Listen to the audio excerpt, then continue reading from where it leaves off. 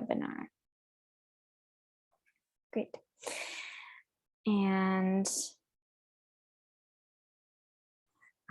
so as a formal beginning tonight, we're talking about building cooperatives and tenant opportunity to purchase.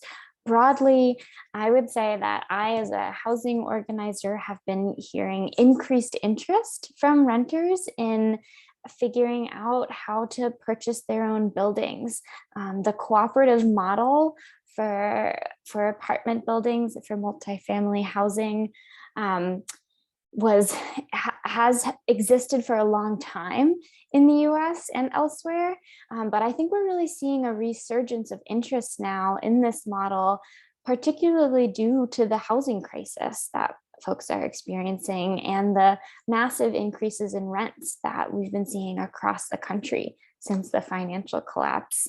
And so this topic, it comes up a lot, and new ways to form cooperatives, new ways to introduce community ownership of land and buildings are being developed right now every day. And so I'm really excited to have Julie and Kanani join us to talk about ways to build cooperatives that exist now and avenues to do so that are being built in the moment.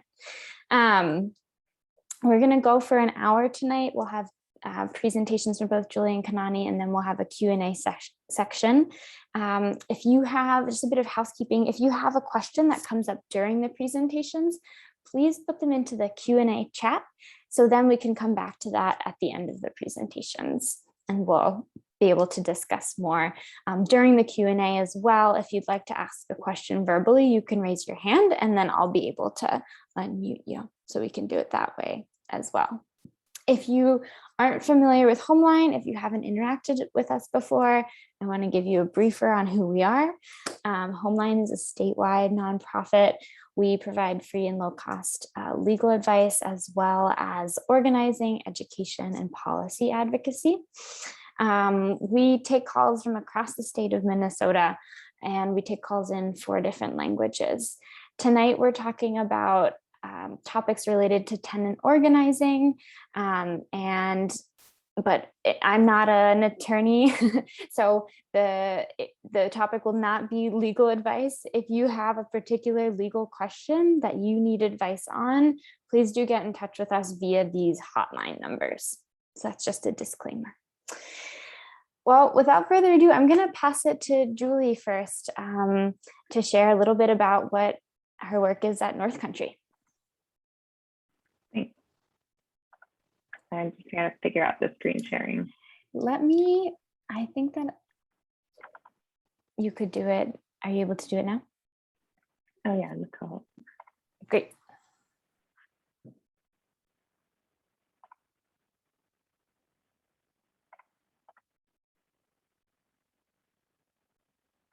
Okay, can everyone see this all right? Yeah, okay. Yeah, so my name is Julie. I've been working with North Country Cooperative Foundation for about 7 years, almost 8 years. We are a small nonprofit located in Minneapolis, and we really view ourselves as a cooperative development center. So while most of our work is centered on housing, we do provide technical assistance and support to different kinds of cooperatives. So our organization has been around since '99. There's a long history. We were part of the North Country Cooperative Development Fund, and that is now shared capital. So there's a lot of co-op history with NCF. And now we're really transitioning into kind of a new era for our organization. We have 12 resident-owned communities that we have helped create. We're currently working on the 13th, so I have 13 in here, since 2004. And we are part of a larger network called ROC USA, which is ROC Resident-Owned Communities USA. And they are practitioners across the country that work on converting specifically manufactured home parks into resident-owned cooperatives. So it's a pretty narrow focus. However, the cooperative model lends itself to other kinds of housing. So a lot of our work is finding opportunities where we can help a group that is interested in creating a co-op or a private owner that's interested in selling their community to the residents. So we facilitate that. We also work on finding financing that will support the project. And then we work closely with the residents throughout we call it the conversion process. And then also provide support after purchase. So that's really the key of what we found success in, is that these groups and cooperatives need to have technical assistance. So everyone, or their stories, right, about co-ops in the 70s that didn't work and all kinds of things that, you know, a lot of tough lessons learned with co-ops in Minnesota. And, you know, I think part of NCF's history is all of the lessons learned that come out of that. And now we're really refining the technical assistance portion of it. And our primary position is that we want to help develop cooperatives and support them. So we see the two as one and the same, in that you can create a co-op, but really it's about the long-term support that they need to be successful. So there's a lot of different kinds of co-ops in general. Obviously different sectors, so food co-ops, worker co-ops, electrical co-ops, housing. And the specific model that we work within is considered a limited equity co-op. So that is what I will kind of focus on. It's different from other kinds of co-ops, like a market rate co-op. So sometimes you hear about communities in maybe Florida or California that are, or even New York, that are very expensive co-ops to live in. And that's not the model that we work within. So these types of co-ops are considered limited equity, and that makes it affordable for people to join. So most of the cooperatives that we help create have a very low entry level fee. So the membership fee is typically $100 or $200, and that's a one-time fee. So a limited equity cooperative is where the residents jointly own and democratically manage the property. They do not own their specific unit. So it's a little bit different than what you may have heard elsewhere. It's kind of a unique model. So what you're buying is a membership into the cooperative that collectively owns the property. So it's not each person has their own piece. You're really buying into being a member of the group. And that ensures that the homes remain affordable in the future. So a lot of the financing that comes together on these projects are tied to making it affordable in the long term. Sorry, that's my dog. So what distinguishes a co-op from other kinds of businesses? As most people know, the profit motivation is not there like it is with a private owner. So in our work with manufactured home parks, a lot of it is creating security for residents, right? Because they're inherently vulnerable when they don't own the land beneath their homes, and they have investment in their homes, so they can be displaced, as we've all seen, unfortunately, through various communities that have closed. So the basis for the cooperative is that you are working within the community, keeping funds in the community, and the cost of renting or living there only goes up as expenses go up. So you're taking out any profit motivation. And that is why most of the cooperatives across our portfolio see a much slower increase in their rents each year, because they really only need to increase when things like taxes go up or maintenance costs are higher, et cetera. So that's really the key to this successful model, is that the profit motivation is not there. They do need to have enough economic security to sustain the community, to make improvements and make investments. But that's kind of our role, is to make sure that they are set up for success in that way. These are the 7 cooperative principles. So these apply to all cooperatives internationally. Voluntary and open membership, democratic member control, member economic participation, autonomy and independence, education, training, and information, cooperation among cooperatives, and concern for community. So in every sector of cooperative business, you will see these 7 principles, and these are really what guide the model and what we all have in common. So a food co-op has the same principles that a housing co-op has, for example. In a housing co-op, the governance structure works this way, in that you have a membership, which is the residents. They elect a board of directors, and the board of directors work on hiring, management, maintenance, and employing people to carry out the tasks on behalf of the cooperative. So members have a vote in the rules of the community, the budget, kind of the big picture things.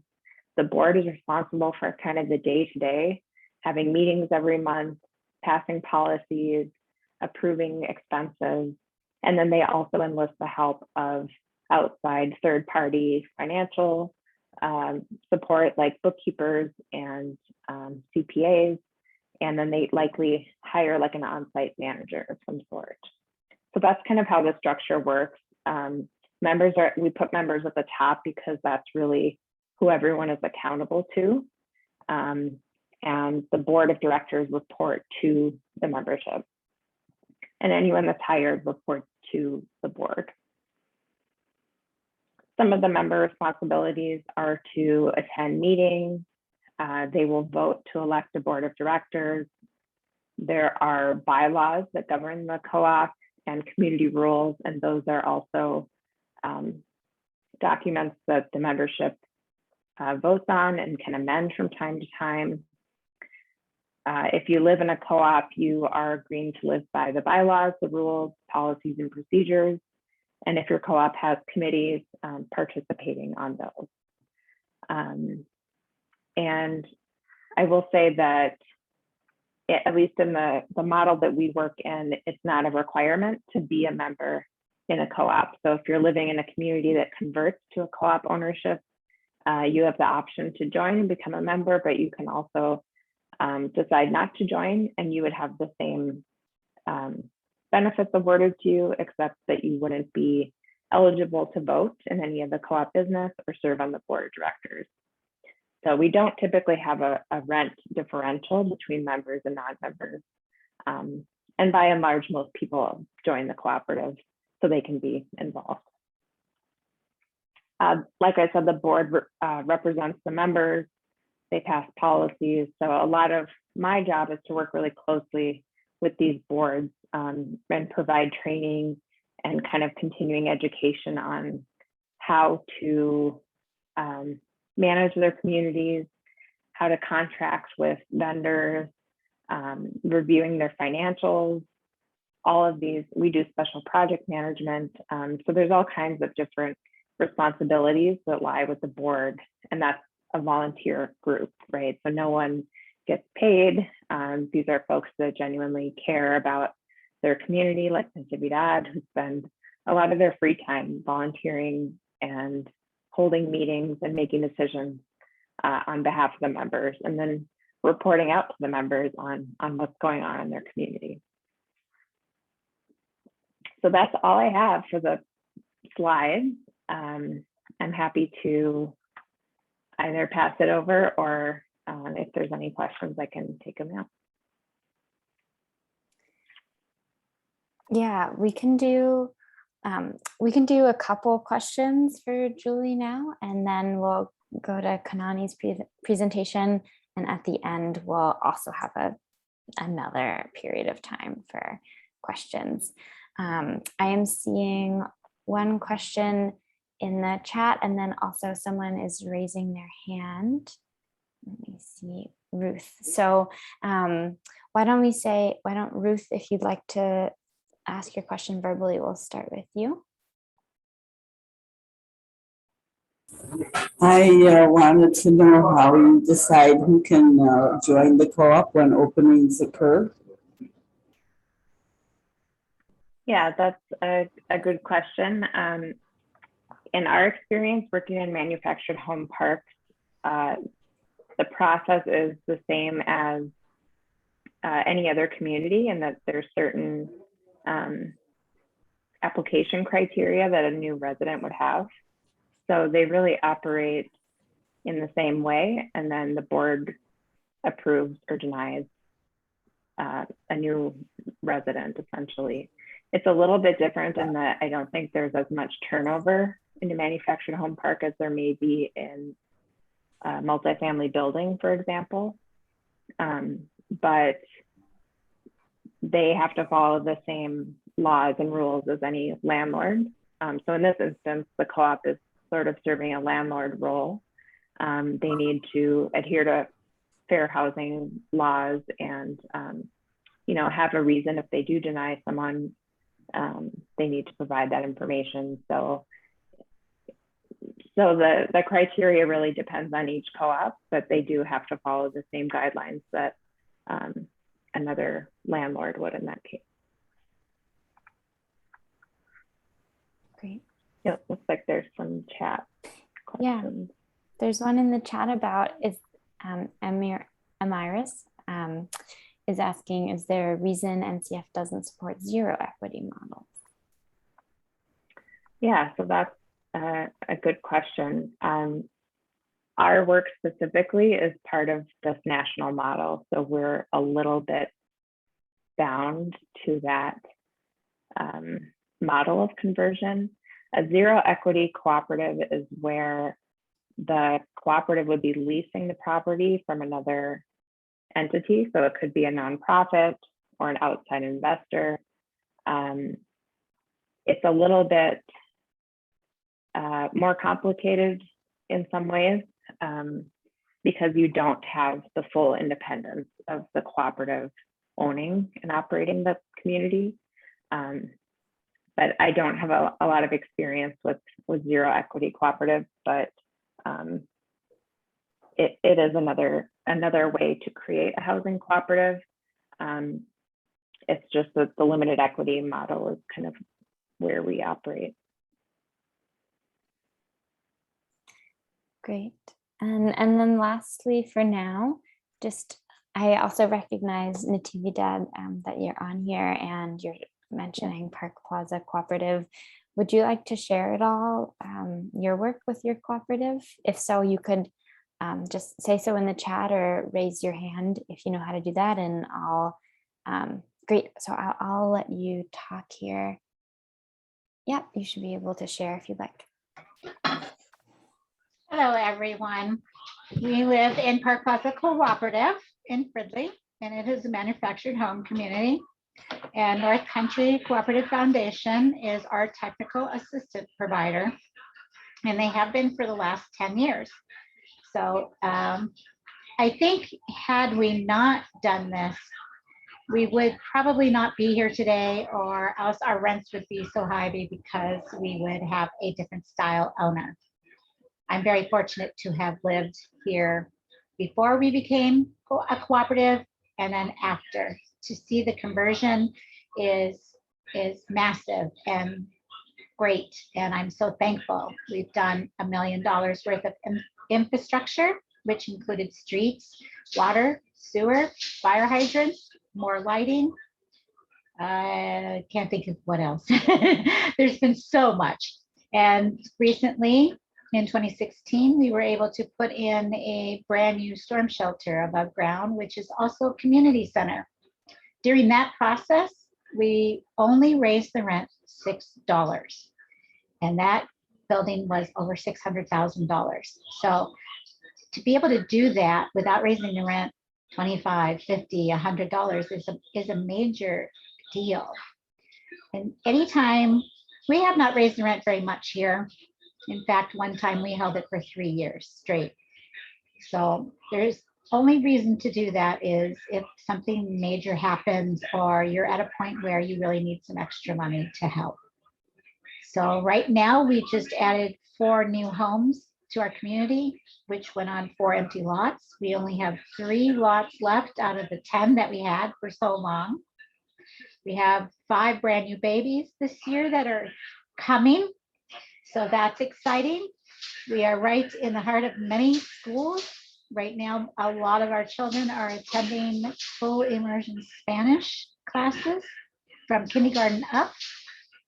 And we're really blessed for everything that has happened to us. And we're very thankful. And sometimes it's a hard day and sometimes it's an excellent day. So we always tell people, if you have the opportunity to do this, take it if you can.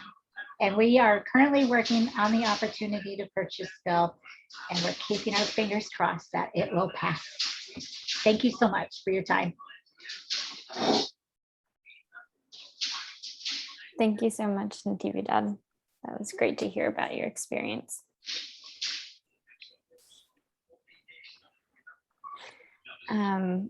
Julie, anything last thing that you'd like to share before we turn it over to Kanani? No, I can share a few different websites and resources. Like I said, we are primarily working with manufactured home communities. However, we're starting to do more multifamily property conversion assistance. So we are working with the Sky Without Limits community and helping them get the co-op off the ground. So I can't speak too much to the multifamily, except that the cooperative model is the same regardless of the type of housing it is. And I'll stick around if there's other questions, and I'll share some links in the chat. Great.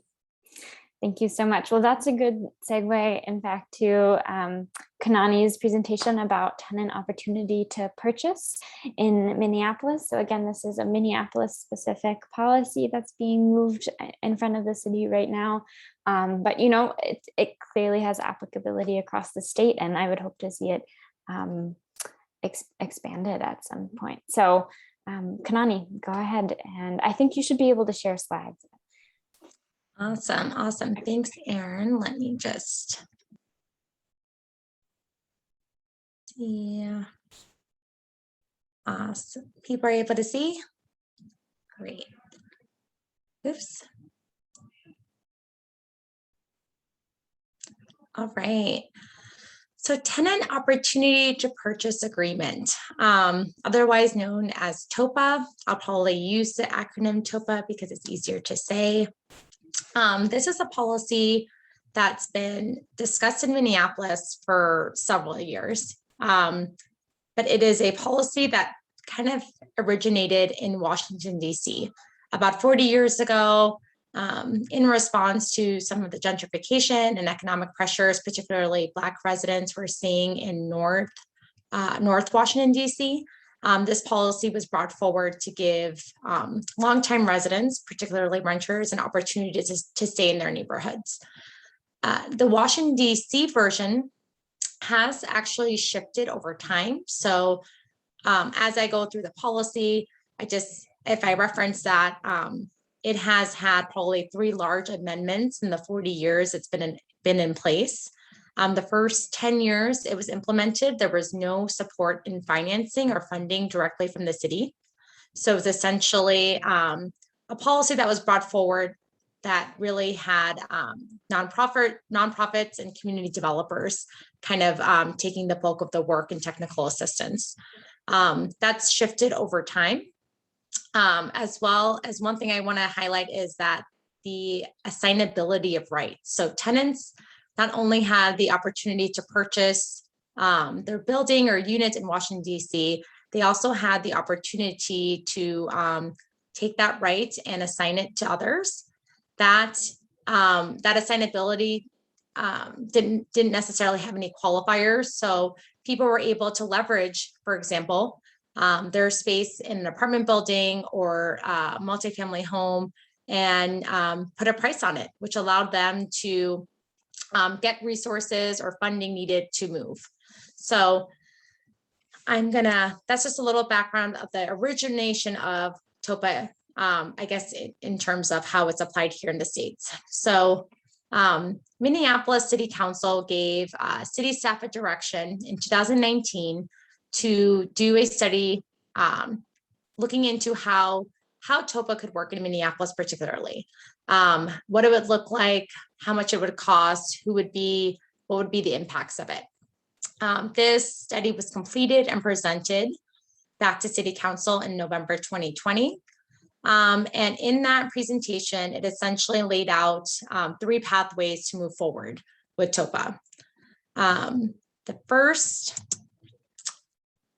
option would give tenants the opportunity to purchase, give the right to purchase, and also give them that assignability. The second option, again, gives them the right to purchase, but also that assignability would have qualifiers. So they would only be able to assign their right to a qualified buyer developer. So for example, the city could institute a policy that only affordable housing developers could participate in this assignability of rights here. The third option presented to City Council was to kind of remove tenants out of the equation and have only qualified developers and buyers have the right to purchase units. So this would be extremely limiting in terms of rights of tenants. It would only allow, again, what the city would consider a qualified buyer developer. In the conversations, it seems like those who have either a history or a vested interest in preserving long-term affordability would be the ones who participate in this. But these are basically the options and pathways that the consultant presented to City Council. Harrison Neighborhood Association sits in a coalition space where many housing advocates have been participating in these conversations, and we came to a consensus and have been kind of organizing around this option 2 here, where tenants would have the right to purchase their unit and building outright. And if they chose to or were not able, they could assign that right to a qualified buyer developer. The reason we kind of chose this specific one was because we really wanted the assignability of rights is extremely important, but we also want to make sure that unit has long-term affordability. There are so few affordable units, affordable buildings in Minneapolis. So our number 1 goal is to make those long-term and keep them in cycle. So TOPA is essentially providing tenants power and autonomy about what happens to their housing, regardless of how long they've lived there, how much they earn, and where in the city they live. The reality of the situation is that those who are being displaced at a higher rate are in neighborhoods that are that were seen or at one time were lower income neighborhoods and were naturally occurring affordable housing, and have now are facing a lot of economic pressures. So this policy in place would be an anti-displacement tool. It would also allow for some stability in some of the neighborhoods that are seeing the bulk of developers and buyouts in terms of buildings changing hands. And it would also create a ownership opportunity. Minneapolis has gotten very expensive. Minnesota's gotten very expensive. And there are few opportunities for starter homes, especially for those who are low-wage workers. The cost of a NOAA, so naturally occurring affordable housing, those units, when presented to when the study was done, it cost over twice as much to build a new unit in Minneapolis. So it's greener in several ways to just have a policy in place than rather to build more to keep low wage families and residents in housing and communities that they live in now.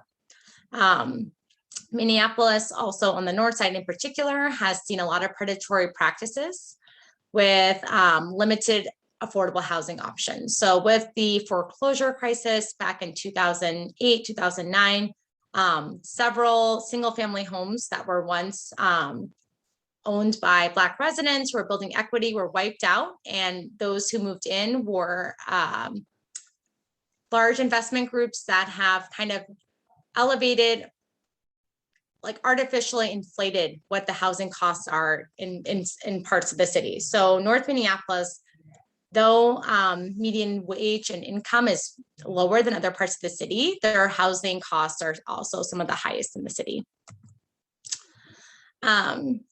So with those three options that I mentioned before, the coalition that Harrison is a part of and HomeLine is a part of as well, really is pushing for option 2. So we feel as though this prioritizes the tenants' rights and also preserves the long-term affordability of the unit.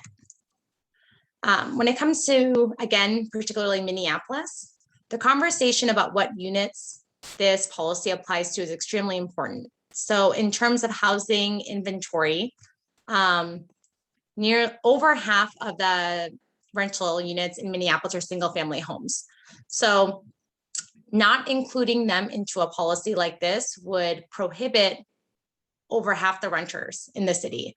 And certain parts of Minneapolis, again, particularly on the north side, only have single family homes as a rental choice. There are parts and neighborhoods in North Minneapolis that only have their largest properties are triplexes. So having a policy that is applied broadly would be essential to make sure those who are most vulnerable to being displaced are able to benefit.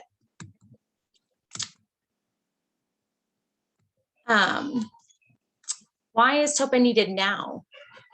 The housing crisis has been an issue for several years, but with the pandemic, with the economic uncertainty of the next couple of years, it's really important to put policies in place that protect people now and long term, because without these protections, there's opportunity to see some of the exploitative behavior that we saw back in 2008. Preservation, as we're losing more and more units, as more what were affordable units are being refurbished to bring in renters at a higher income, it's really essential to keep every affordable unit we have now. This allows that to happen. And with the study done, again, particularly in Minneapolis, a number that was really, I think, important to highlight is that 60% of the property purchases in Minneapolis are done from investor to investor. So they're not homes that the average person has access to. They're out-of-state developers, out-of-state investors who are just here to make a profit. So putting in this policy as quickly as possible would be the best interest of renters. Currently, we're asking for the policy itself to be implemented immediately. That being said, funding will be needed for it to be successful. Funding will need to come from the city, but this is an opportunity for philanthropy, nonprofits, community developers to also play a large role. And over time, I think we'll see some of those playing a bigger role than others, but the policy itself is important to implement even if financing isn't there right away. This is just more for those not familiar with Minneapolis. Minneapolis is a majority renter city. There's huge racial disparities in those of home ownership. So 80% of Black and Native households in Minneapolis are renters. 25% of renters are in the bottom of 30% AMI. So a policy like this could be a lifeline for those who have been struggling in the last couple of years. So this slide here really, though Minneapolis is very close to, and has kind of shaped the policy and conversation, TOPA really is only as effective as policymakers make it. So as we're pushing, as we're organizing, we're we're asking renters and those who support TOPA to be very specific in their vision of what they would like to see. Being very specific about a broad policy that would protect all renters. There are many ways where simple things like not including single family homes that would essentially disqualify half the renters of the city from participating in this this benefit. The main goal is really to avoid displacement, but this is a pathway for renters to build wealth by becoming homeowners. As Julie mentioned, cooperatives, living in a cooperative and building equity for most people is a way for them to build wealth. And throughout this whole process, or throughout the whole TOPA conversation, technical assistance and resources are necessary. Those who, again, who would benefit the most from this policy likely do not have the financing, have the access to capital, the access to resources, the legal, may not know the legal language. So throughout this process, once TOPA hopefully becomes a policy in Minneapolis, advocacy organizations, nonprofits like myself, really want to make sure that all of these resources are there at every angle.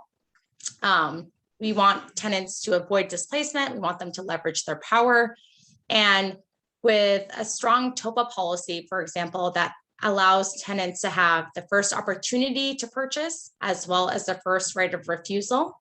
That's a legal term, but essentially what that means is if you're a renter and your apartment, you live in a single family home, your property owner comes to you and says, hey, I'm going to sell my home and I'm going to sell it for $180,000. You know, you only are able to come up with $150,000.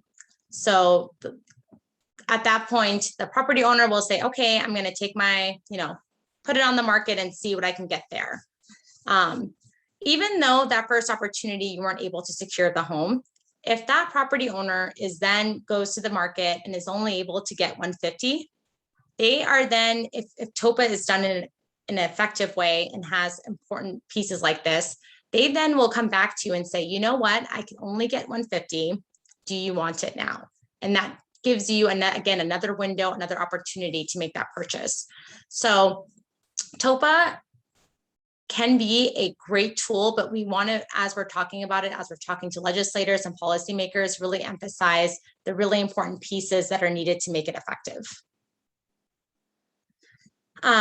Minneapolis is in the process of passing it now. There's been a staff direction. We're waiting to see the actual language of the ordinance and have a vote in city council. In that time, though, there has been, I would say, a large organizing effort amongst tenants in the city and forming tenant unions. Tenant unions will be key, especially in the larger buildings, to be ready and to be organized. With larger units, you'll typically, like in Washington, D.C., you will need a vote, for example, to decide on which developer buys your building.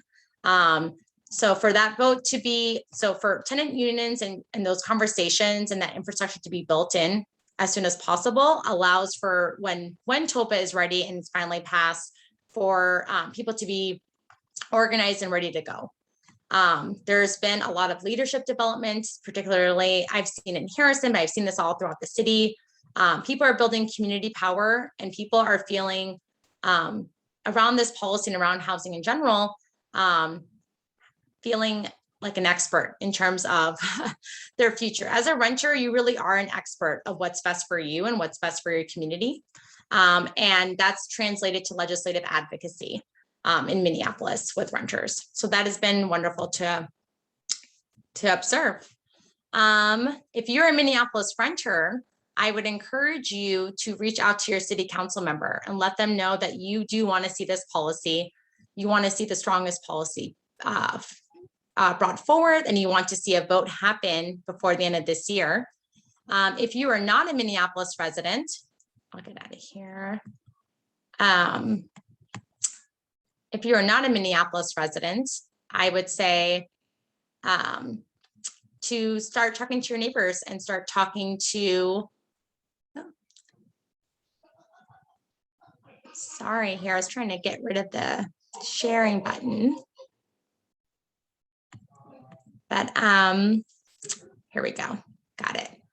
If you're not a Minneapolis resident, I would encourage you to talk to your neighbors, talk to people in your building. If you live in a large building, and start building a union, start having those conversations about if this is something you think would work well for you, and you all can work collectively to push that policy forward in your own city.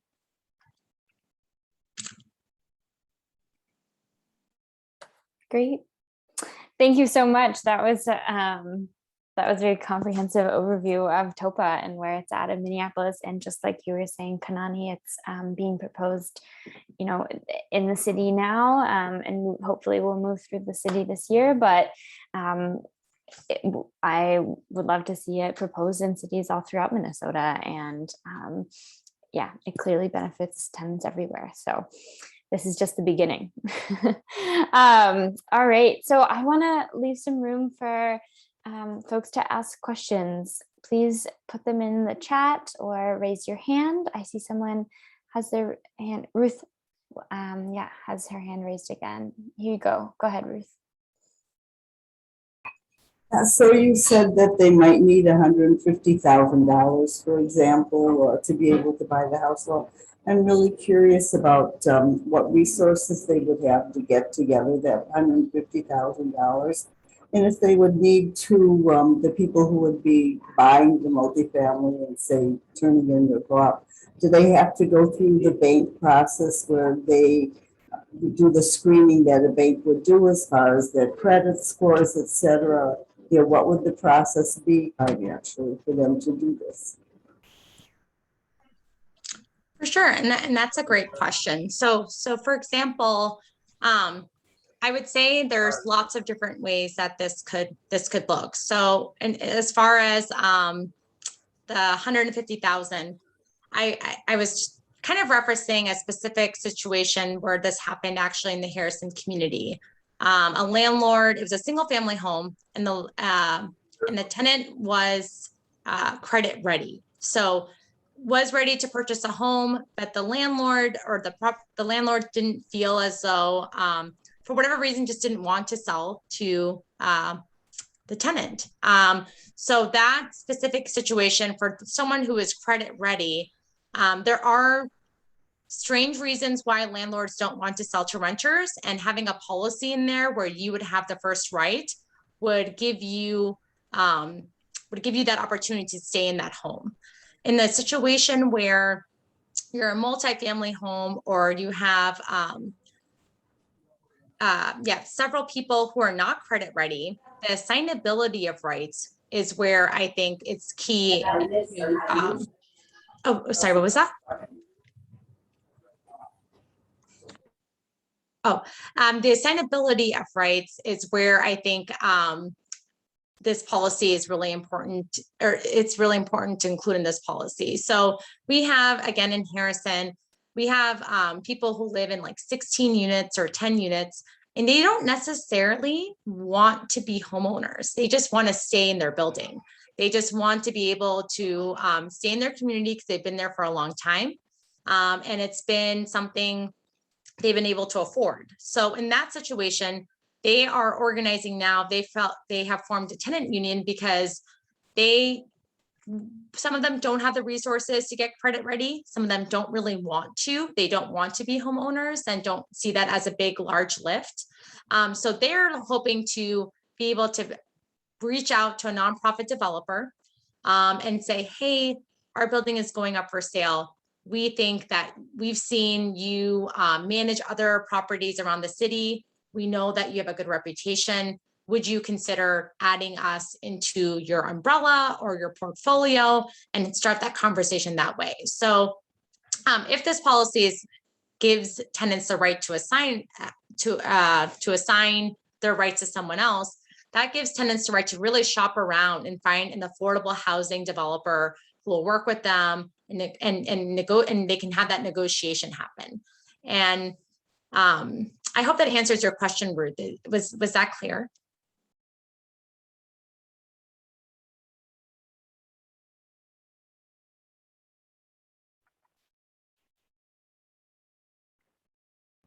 Yeah, it was clear. So if they assign their rights to a not-for-profit developer, then, and they would then have a right to stay in the building. And I wasn't sure whether the TOPA agreement had a necessity for a landlord to let them know in enough time to find the not-for-profit developer that the building was going up for sale. You know, how is that, would that be working? That's also a really great question. And again, I think that's a great question, and something, again, we're talking with policymakers to be very specific in what we're asking for. So for example, in Massachusetts, just in the last few years, they closed the window to 14 days for you to form a tenant association and figure out your financing. And if not, then you're out of luck. That's not acceptable. That's not feasible. That's setting up people up for failure. We don't want a policy in name only. So there have been suggested timelines that I don't want to misspeak. So I'm happy to look quickly before we end and add that information to the chat. But if I remember correctly, these timelines they basically depend on the unit. So for example, if you live in a single family home, and I should say in Minneapolis, the way it's being discussed in Minneapolis, so if you live in a single family home, you would have 30 days to decide if you want to make the purchase. If you lived in a multifamily home or a multi-unit, I believe it goes up 45 days and then again to 60. I don't necessarily think those numbers are perfect either, but the ordinance has not passed yet. So there is opportunity to negotiate and push policymakers and make them see that more time is needed. But I absolutely agree with you that the window of opportunity is as important as the opportunity itself. So when we talk about this policy, giving tenants time to organize and get things together is essential for it to be successful.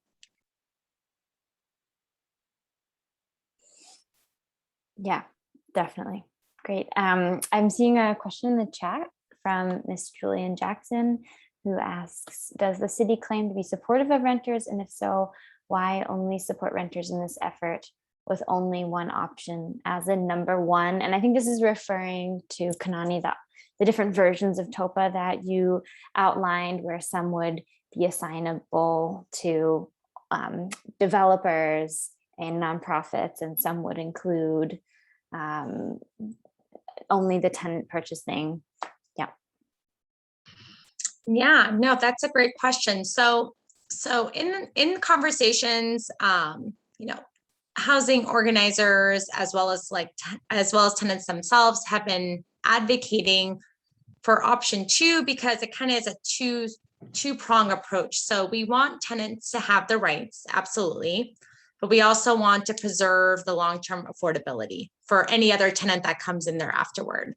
The city, I think, has been leaning towards that as well, because in DC, there were issues of tenants with the assignability of rights, some tenants selling their rights, and essentially what were affordable units were sold to for-profit developers, and that long-term affordability was lost. So there was a pattern of affordable units basically being shifted to non-affordable units because tenants were selling their right. That does benefit that, there is a short-term gain there with tenants having a little bit of resources to move forward. That being said, we do want to preserve the long-term affordability. So I think the city is moving towards that way because it allows, again, it allows protection for tenants right now, but for tenants in the future too. With so little units available, we really want to make sure what little we have left is there for a long time. Great, and I'm seeing that Ms. Jackson followed up with a question about whether this would affect foreclosure. Yeah, so maybe if someone is in a situation where they might experience foreclosure, whether this policy would provide any resourcing to folks in that situation potentially. Yeah, I don't want to misspeak. So this policy really only affects, and I just want to make sure I understand the question right. This policy really only affects landlords who have like investment properties. So if you have a rental license and you're operating in the city of Minneapolis, and you have, and I should have prefaced this, the way that it's being talked about in Minneapolis is if you have fewer than 5 properties, this policy would not apply to you. Just trying to make sure, I think, compromise and work with small landlords who may only have 1 or 2 properties. So as far as foreclosure, this is a complication. I'm not sure how it would be played into TOPA because the relationship between this policy is really between the tenant and the landlord versus a tenant and another entity like the bank.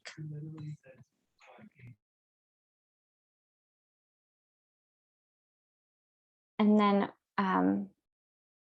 Ms. Jackson, I'll have you talk now so you can ask the question. I see your hand is raised as well.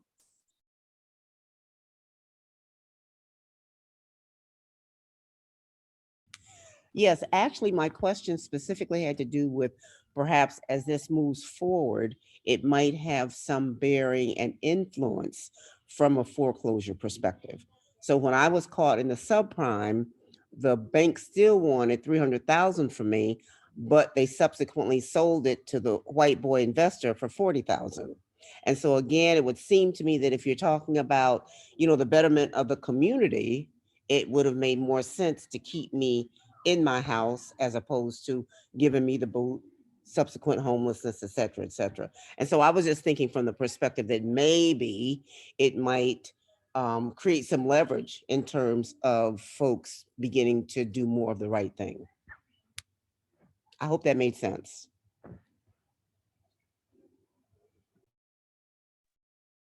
Yep, it definitely did. And I think this points to, one of the larger visions of housing that both Julie's work and Kanani's work is moving towards, which is housing as a right and housing that is safe, affordable, and stable for everyone, regardless of zip code, income, race, class, and more and more I've seen the housing world and elected officials and generally everyday renters and even homeowners, ideas about housing shift in that direction. And I do think that this is a powerful moment in housing policy and in people who are housing advocates to really be understanding housing as not fundamentally a mode for profit making, but really a right that we all deserve to enjoy. And so hopefully, yes, TOPA will be a part of that, and building more cooperatives will be a part of that. And together we're all moving towards a future where we're guaranteed housing. Yeah, so we just have one quick minute here. If anyone would like to slide in one last question in the chat, feel free to. Otherwise, I'll close this out. Thank you everyone so much for your participation tonight. And thank you again so much to Kanani and Julie for your presentations. And a big thank you to Amma for your interpretation this evening. It's so much appreciated. Again, this webinar, the recording will be posted on HomeLine's website. You can find it on our trainings page. And the slides that were presented tonight will be uploaded as well. And if you have any questions or have an idea for a future webinar, please do get in touch with me. I see Teresa is asking for Julie's email. I'll put mine in the chat as well. Maybe all the panelists who are willing could share contact info so folks can get in touch with us moving forward. Great. Yes, and posting, Linda's requesting that we post the chat because there were some resources shared in there. So I'll make sure to do that as well. Great. Okay. Any last words from any of the panelists? Great. No, it's an exciting time, I think, for everybody. And there's a lot of momentum. So I'm looking forward to see what comes this year. Great. Yeah, thank you all for participating and listening. And I really do. I'm also excited. I see so much tenant power in this past year. I'm seeing so much advocacy, people really speaking up for themselves, and speaking up for yourself. Speaking up for yourself leads to legislative change. So just encourage everyone on this call, if there was anything that spoke to you, to speak out more, because it will result in a change eventually. Absolutely. Yep. And please do continue to get in touch, and please continue to participate in these webinars as you're able. It's one small way that we can gather together and work collectively and build tenant power across the state. And with that, thank you again, and have a good night, everyone. I'll be closing this out. All right. Thanks, Erin. Goodbye. Yeah.